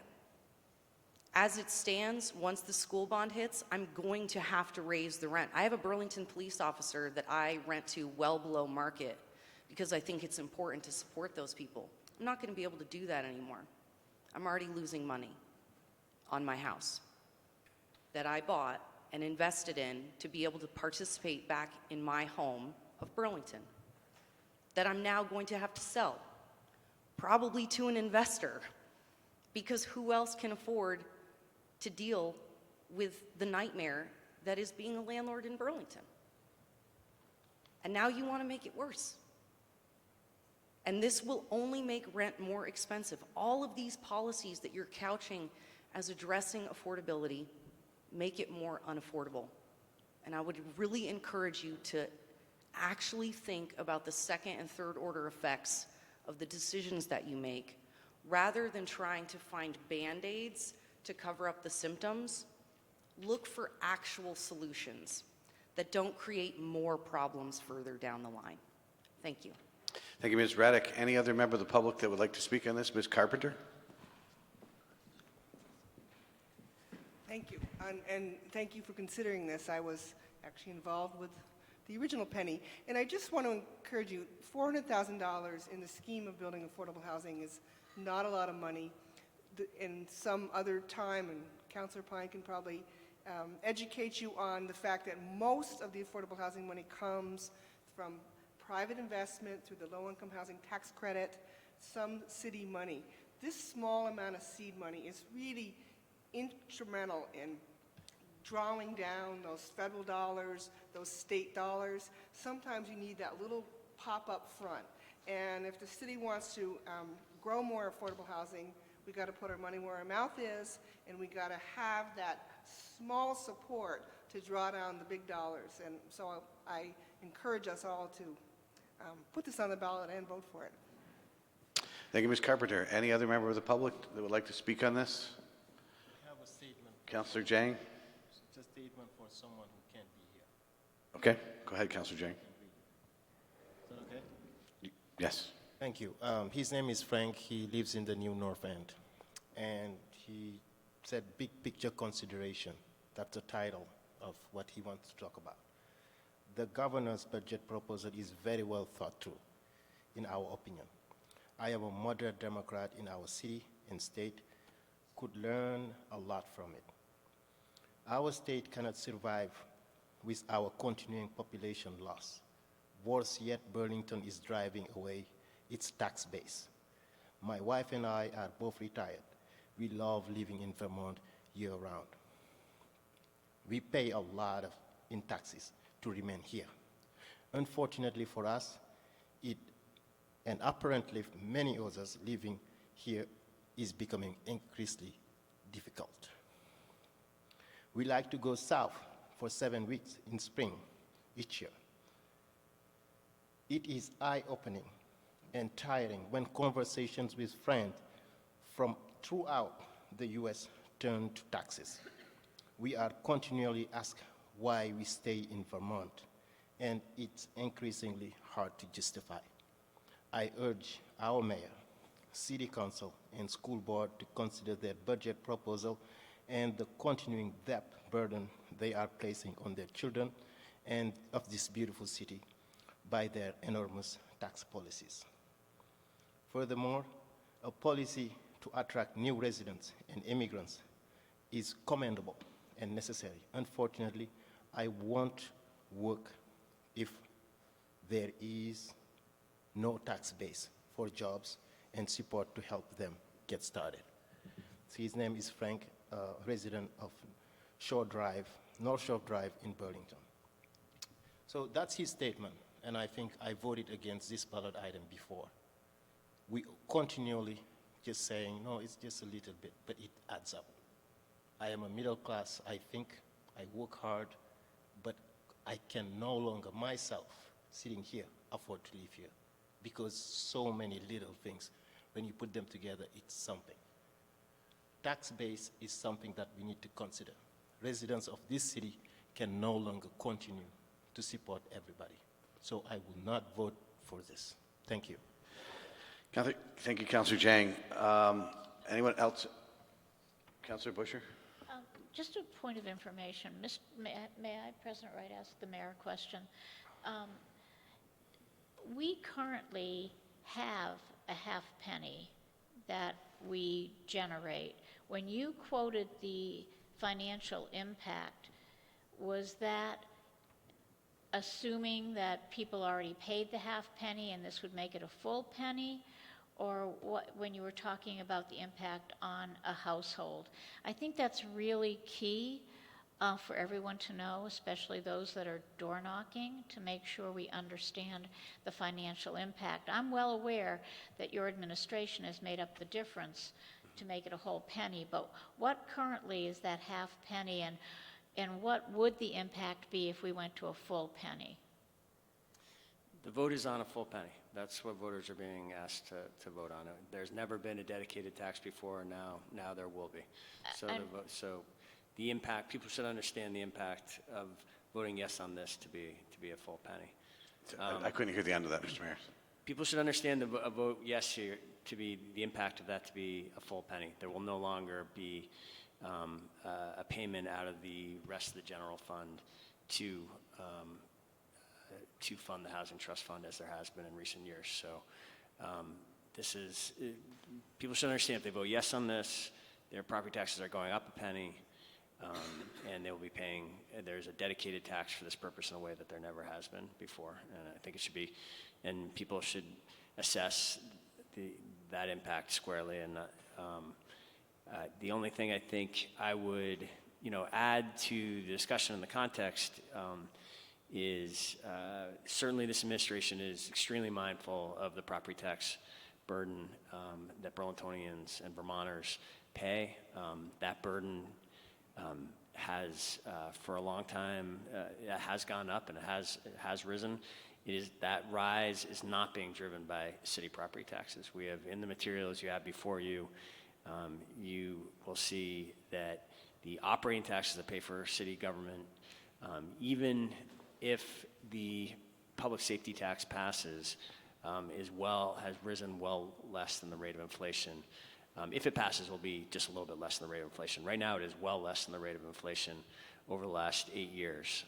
And so I think the council can vote yes on this, while also feeling that we have worked hard to be responsive to the concerns that have been raised about the rising property tax burden. I think at a certain point it is important that we say that, we ask the voters, do they value the municipal services that are being offered, and do people want to see the city maintain its services? It is not possible when costs go up much faster than any, as a result of essentially inflation, when it goes up much faster than city revenues, which do not rise with inflation for the most part, or at least the largest part, property taxes, doesn't rise with inflation. I think we have to ask voters at times, do they want us to continue the services or not? And that's in general, as we discussed last meeting, what the public safety tax is doing. This is a slightly different question. This is, do Burlingtonians who are property owners, do we want to see some dedicated tax like many communities have, and like Burlington has long been a leader on, making some contribution? As was noted, it is a small contribution to the overall affordable housing investment that gets made in this community, but do we want some of it coming locally? And that's what this question asks voters. Thank you, Mr. Mayor. Any other comments by councilors? Councilor Shannon. Thank you. Councilor Busher's question kind of prompted me that, when we're going door to door, I don't think that at this point in time we can really tell people what their tax increase is going to be, because we are in the middle of reassessment. And I think that people should keep in mind that with reassessment, there's probably some shift of top property tax burdens to the residential side. But in addition, people will be affected differently, and some will be, there could be some dramatic effects with reassessment, and I don't think anybody should, I support going forward with this, but I don't think any of us want to mislead people that we can predict what their taxes are going to be. Thank you, Councillor Shannon. Anyone else in the public want to speak on this? All right, hearing none, we're going to close that public forum out. We'll be coming back to vote on this after we do the other public forums. The next public hearing, I should say. The next public hearing is on the local election dates, warnings and ballot availability, et cetera. Councillor Tracy. So what this charter change does is it deals with an issue that was brought to our attention, I believe, by the clerks and our election officials, which is a noted discrepancy in the returning of federal or state ballots, as it were, and local ballots because of the fact that those ballots have historically been sent at different times, with one coming sooner than the other, and folks completing one, that being the state ballot, and then not completing the city ballot because they are either confused or they don't know if they assume that they've already done their civic duty. So what this plans to do is to correct that by having them both sent out at the same time. We did hear an issue from school officials with regards to the timing issue that this presents with their budgets, and I believe that we talked a little bit, we identified that issue and brought that out in the last meeting, noting that in a public forum, I believe City Attorney Blackwood has presented us with language that effectively corrects that issue, or at least avoids that issue, and would look to City Attorney Blackwood to just clarify how exactly the language and the changes that she has helpfully provided us addresses that concern. So, City Attorney Blackwood, can you clarify the changes to it for us? Yes, the changes were, the overall big picture of the change is that what we did was exempt out the March election and said that that will keep the current deadlines, and that all what are termed special elections, meaning every other election in the city charter, would have the changed dates. And it still takes care of the issue that we were intending to take care of? Yeah. Okay. I believe so. I sent it to the school board chair to make sure that they had an opportunity to comment, and I certainly didn't hear anything back. All right. Thank you. Anything further, Councillor Tracy? No. All right, let's open that public hearing up. Would anyone like to speak to us on this proposed charter change? Going once, going twice, gone. So we'll close that public hearing. The next public hearing is regarding non-citizen voting. Councilor Roof? Yep. Computer died, but I've got it on my phone. So President Wright, something a little different tonight, unanticipated maybe to some, but I've talked to many councilors. I'd like to make a motion to not place this item on, of this charter change on the ballot, but instead refer the charter change rather, to the CD&R committee so that the issue can be further discussed for the purpose of educating members of the public. And after a second, ask for the floor back for some brief comments. Seconded by, I'm looking for a second first.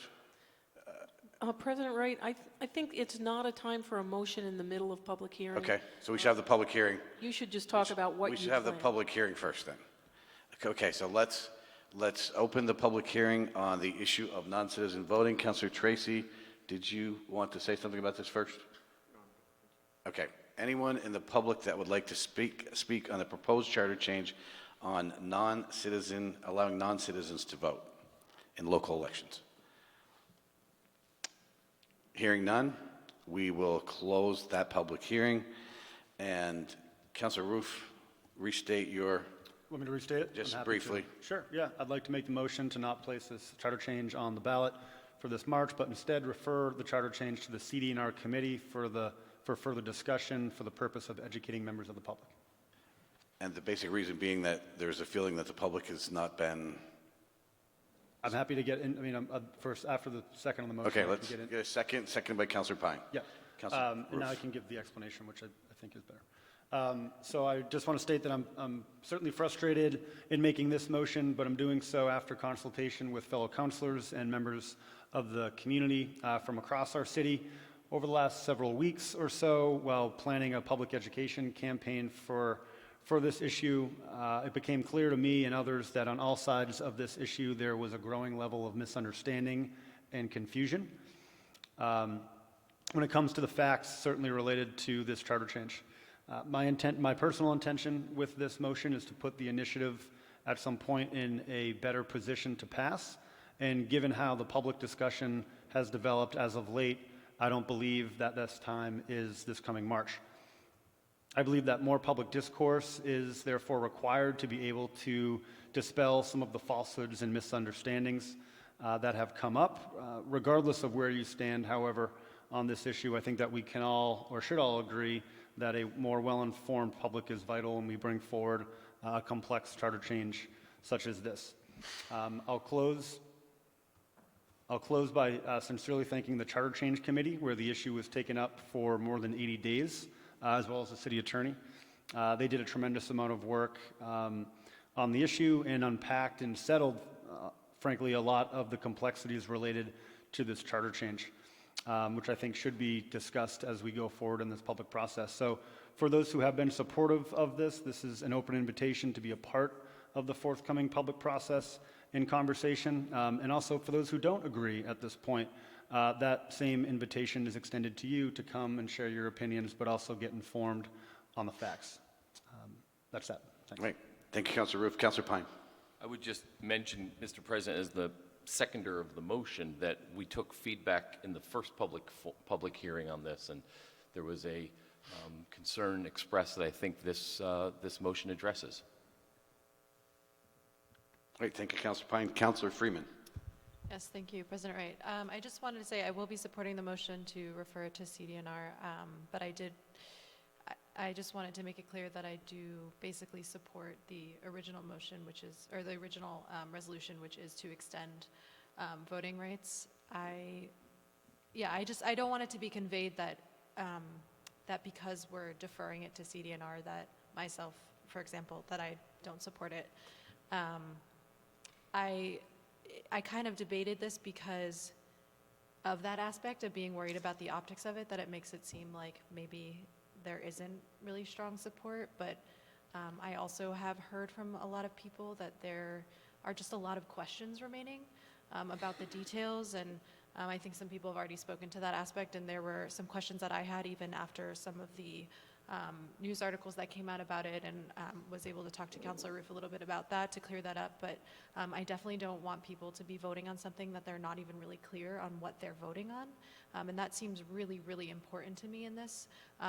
I do really, really, though, hope that we do get to a point where we can expand this sort of key voting rights aspect policy, but yeah, I want to make sure that people know what they're voting on. So that's why I'm supporting putting it to CD&R, referring it to CD&R, and I hope to see it come back onto the ballot either in November or next March, and really hope to gain the community's support for this really important policy.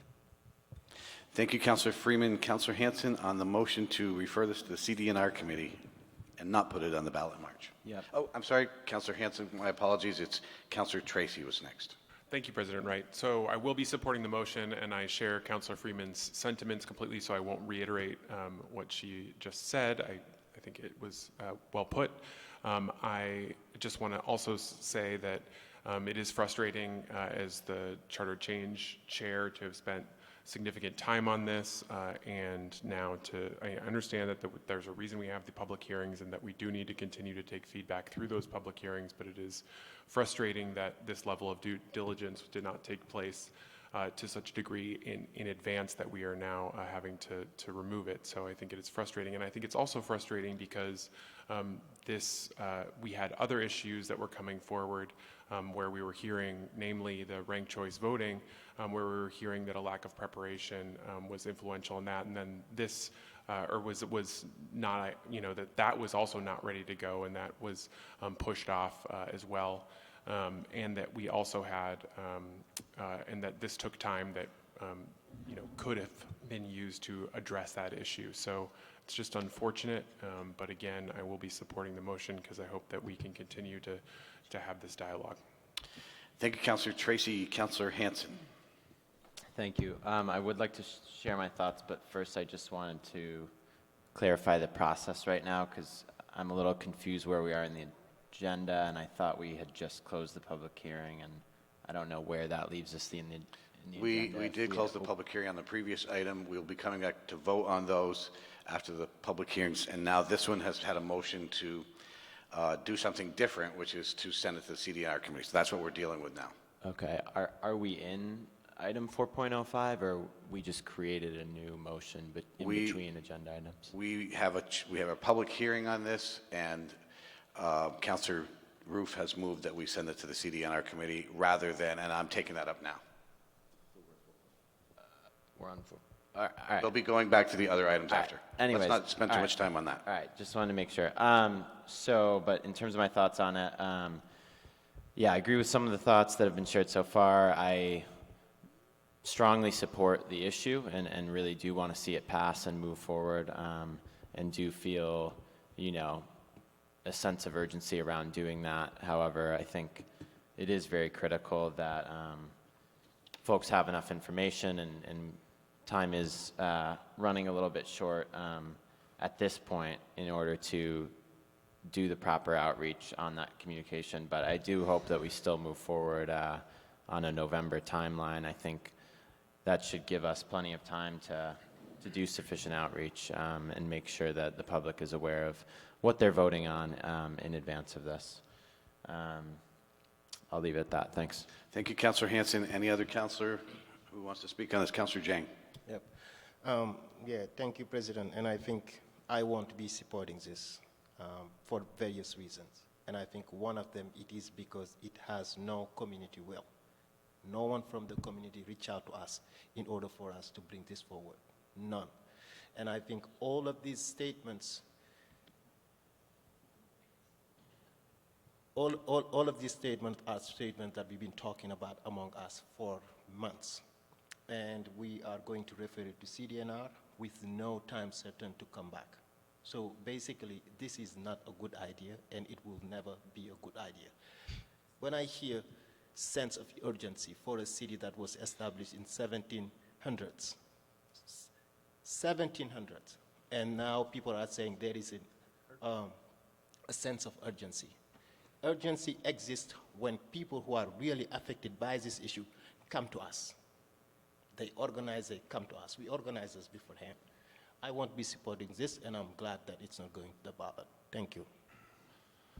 Councilor Roof. Thank you, President Wright. I just think it's important to recognize that we should, I think from my perspective, not pass off opinions as facts. President Wright, I think the claim that there is no community support for this is factually incorrect. I respect, I think, the sentiment, but I think that these sorts of opinions being passed off as facts is part of what has led to a lot of the confusion around this issue. I just wanted to be on the record for that, and I look forward to a public process that we can help having a little bit more of a nuanced conversation about this, because I think without that, we won't be able to make informed decisions regardless of how you feel about an issue. Thank you, President Wright. Thank you, Councilor Roof, for that clarification. Councilor Jang. Thank you, President. And I think, this is not an issue that's new to Burlington, because in Vermont, the capital city, it is an issue. It passed there. Winooski has been talking about it for a while. It passed in Maryland and many other communities. So people know, but it is just that those who are affected have not shown up. And those are the same people, most of them that I work with. Nobody knew even what we consider here. And if we reach out to the 7 days article, I mean, read the comments, all right? So I just wanted to respond to that. Let's serve. Let's serve.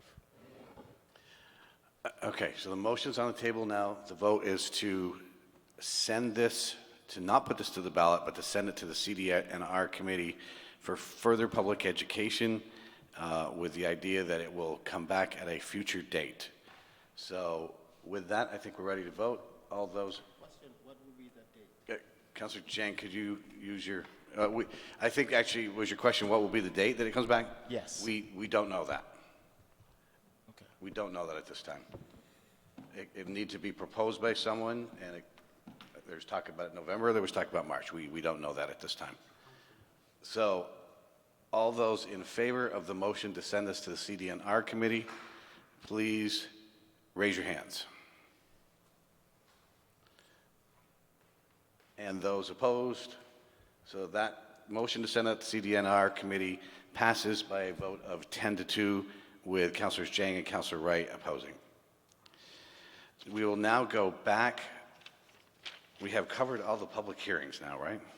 Councilor Tracy? Okay, so now we need to go back and actually vote on the first one, which is the Housing Trust Fund. Is there a motion? Councilor Pine?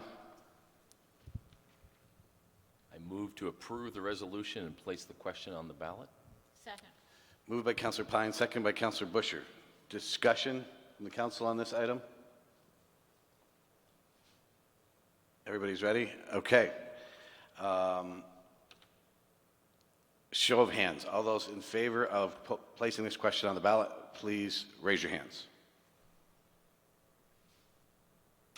And those opposed? That passes by a vote of 10-2, with again the two councilors being opposed, Councilor Jang and Councilor Wright. So that item will go on the ballot by a vote of 10-2.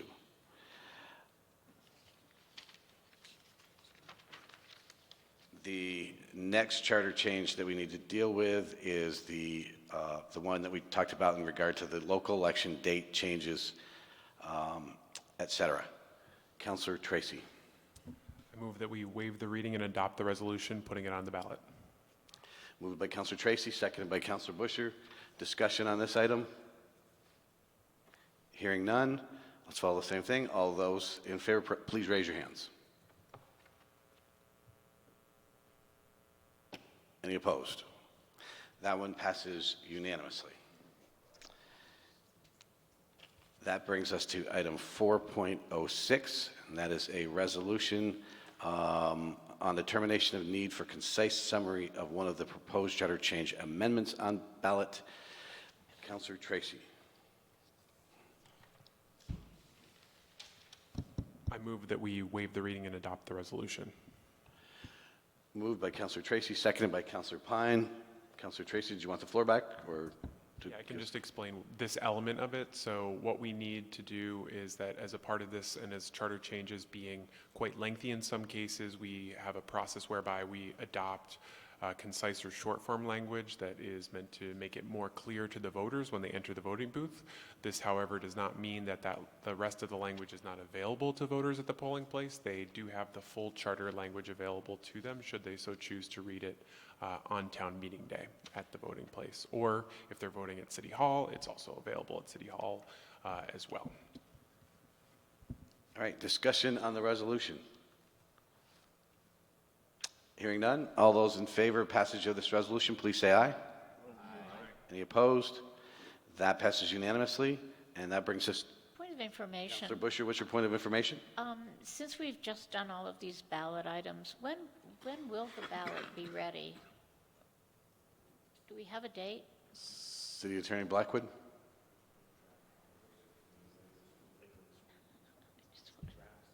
Yeah, we're already circulating the draft, but I don't know the actual deadline she's trying to get in. I believe it's before the end of the week, though.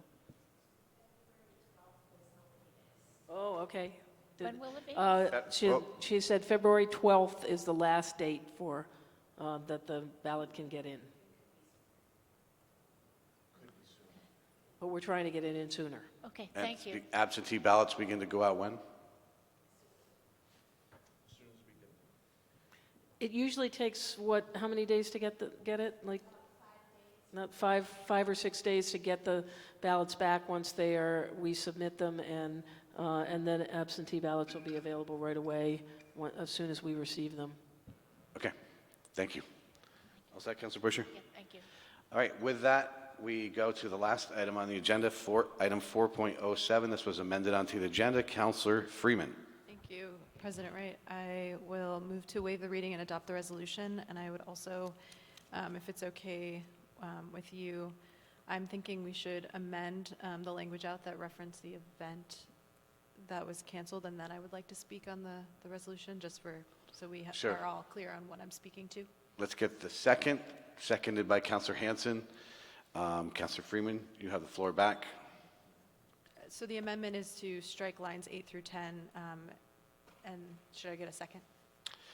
What is, And then I'll just explain why I'm striking the amendment is to strike lines 8 through 10. And so let's get the second. That's seconded by Councilor Shannon, and then explain to us Okay.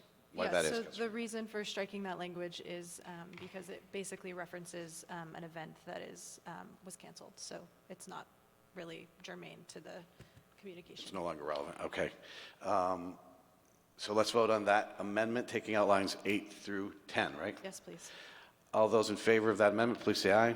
Aye. Any opposed? That passes unanimously, and we have deleted that language, and you have the floor back, Councilor Freeman. Thank you, President Wright. So I really appreciate this opportunity to bring this communication to the council tonight. It was something that I looked at and drafted yesterday on pretty short notice. It was yesterday that I was reached out to by a constituent to inform me that a group was meeting at the library, which is a public space, or was planning to meet tomorrow night. I was aware that there was individuals and sort of maybe a amorphous group of people who were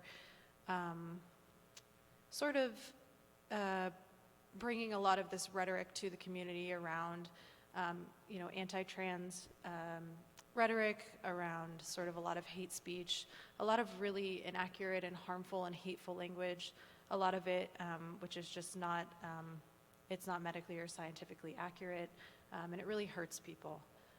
And so I'd seen that a lot on some of my social media feed and sort of in communities that I'm part of, and was really seeing that group meeting at the library. It was really pretty devastating for me personally, I think, and for a lot of the people that I care about. I was like, well, I get so emotional, and I am getting a little emotional. But I think my own gender identity is something that has been a really central part of my own life and my own journey. And as someone who is, essentially not cisgendered, who's non-binary or genderqueer or not gender nonconforming, there's a lot of labels, and sometimes they don't really fit exactly perfectly, but I think it's something that I've always, or at least probably for the last decade or so, really sat with and really had to think a lot about. And unfortunately, so what I really like about this resolution which I brought forward, which is basically just a communication, because what I understood is that the event couldn't be canceled, and I know that the library put out a communication about that as well, and in collaboration with the city attorney's office. Fortunately, it's been canceled by its own accord, but I just really wanted us to show as a city that we support trans people and non-binary individuals, despite hate groups like this meeting and or choosing to spread hateful rhetoric. And so what this says is basically that we know that the city and the state explicitly prohibit discrimination based on gender identity. With that said, that still means we still have a lot of work to do, because a lot of those disparities still exist, whether it's in healthcare and safety. I mean, public safety is a huge risk for this community, around housing, access to public spaces. I think just the disproportionate level of violence, specifically on trans women of color, on trans youth, the rate of suicide for trans youth is really, I mean, it's it's disturbingly high. It's something that I think about a lot. And I really was hoping, so the resolve clauses, and I'm just going to read them out. It says, the City of Burlington acknowledges and supports the existence of transgender and non-binary individuals in our community and supports their rights and freedom to live openly without fear or retribution. We condemn any bigotry, hate speech, and exclusionary spaces that are hostile toward the very existence of transgender people. And when I read that line, live openly, I think that was something that connected with me because I'm not, I'm not necessarily for me, it's not even about living loudly or shouting at the top of my lungs, which is fine if people want to do that, but it's such a reasonable and small ask to just be allowed to live openly. That's it, and to live, and even just like safely, and not to fear. There's a saying in the trans community, walking while trans, it's just, you can fear for your safety just walking down the street. And so I was really, really thankful when I reached out to so many members of the City Council to hear how readily you were all willing to support this and talk to me about it and just sort of show up immediately and say, yes, of course we support trans people in our community. And I think that was really affirming to me. And I hope that people see this. I understand it's symbolic and they see it as really a first step in this conversation around how we can really protect vulnerable people in our community, and especially thinking about trans and non-binary individuals. So I just really want to say thank you. And it was, I was like trying to write it while I worked today and just went to sleep thinking about it and woke up thinking about it. And I just really appreciate it. So yeah, if anyone else wants to speak towards it, well, I know I took up definitely my full 5 minutes at least, but I really appreciate it. And I just want to say that I just want to, I don't know, apologize. I'm not sure who exactly I'm apologizing on behalf, but I feel very sad that if anyone in our community has been made to feel unsafe by anyone or anybody by the actions of this group or peoples like this. And I just from the bottom of my heart really want to work to make sure people are protected and feel safe and are safe. So thank you. Thank you, Councilor Freeman. I have Councilor Jang and then Councilor Tracy up to speak. Councilor Jang. Thank you, President, and wanted to take the time to thank Councilor Freeman for bringing this forward. And I also have a question for the city attorney. But I think what I like the most about this is the rapid reaction from the time that you heard about this and the action that you took. I was pulled into a tweet. I was in Chicago at a conference, and the tweet included me and the former governor candidate, jumped in to really denounce all of this. I happened to be next to a transgender woman, right? Her name is Zoe, and she's an elected official somewhere, Wisconsin, I believe. And we had a discussion about this, and she told me that this is generally this is increasing in the United States. These type of groups, they are happening almost everywhere. And I think you guys should really take action. And I asked, why? They said, because if you don't let it go, right, more groups will pop up. And I'm just glad that you work on this and sent it to everybody, and I'm glad that it seems everyone was in support. But the question that I have is, we have to draw the line between free speech and what's not free speech sometimes. Because to me, the library is a public space. It is open to everybody, right? Regardless of their beliefs or anybody. But just wanted to know from the city attorney's perspective, where should we draw the line of things we should allow and things we should not allow? Yes. City Attorney Blackwood, I think I know what the answer is, but I'll let you speak to that. So the law in this country is that free speech is free speech. There is certain speech that is not protected by the First Amendment, and that is very narrow.